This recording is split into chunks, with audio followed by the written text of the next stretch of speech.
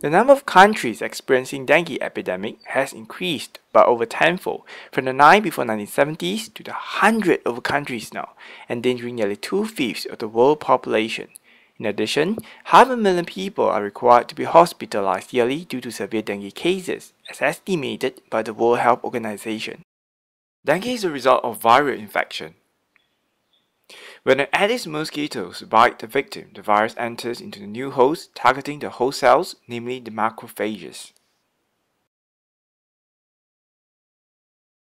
The dengue virus uses the host machinery for its own replication, inducing the production of cytokines. These cytokines are subsequently released into the cell surrounding, inducing the symptoms observed in dengue patients. Currently, there is no medication to treat patients contracted with dengue. The methods that are employed to curb dengue rely heavily on controlling the population of these mosquitoes, in other words, vector control. Recently, new control methods have surfaced with the objective to reduce population of wild female mosquitoes in a rather unconventional way where genetically modified male mosquitoes are bred and deployed. Such genetically modified mosquitoes, GMM, are the products of fusion sterile insect techniques and biotechnology. A renowned GMM example is the Oxitex GMM. In Oxitex GMMs, the male Aedes are genetically modified where the sterile factors are being inserted into the genome of the mosquito embryos, process known as transfection. Those successfully transfected embryos carrying the sterile factor are incubated under special conditions, allowing them to become adult, otherwise they remain as larvae. These matured GMMs are then released into the wild, where they will instinctively search for the wild female mosquitoes for mating.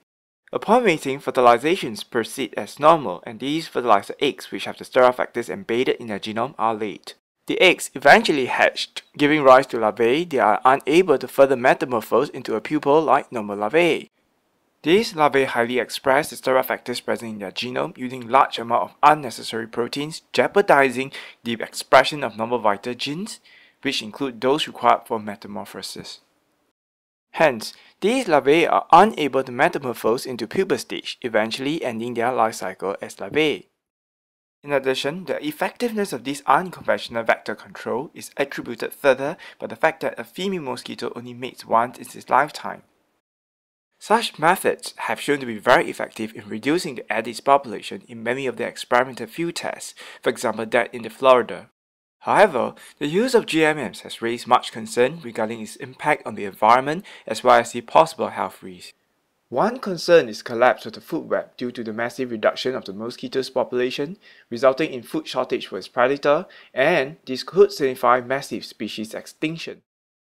Additionally, the massive reduction of mosquitoes, a pollinator, would mean a loss of natural services provided by them, resulting in devastating impact on agriculture, thus affecting farmers' revenue, as well as aggravating the already problematic global food shortage. The sterile factors in Oxitex GMMs codes for tetracycline, a wide-spectrum antibiotic. Coupling with its high expression rate, these may result in the selection for the tetracycline-resistant bacteria, which may cross-infect humans, posing serious threat. Hence, although the use of this GMM undeniably holds great potential in curbing dengue, the devastating impacts associated with it could far outweigh the benefits. The use of these GMMs, therefore, should not be encouraged for the well-being of not just humans, but also Mother Nature.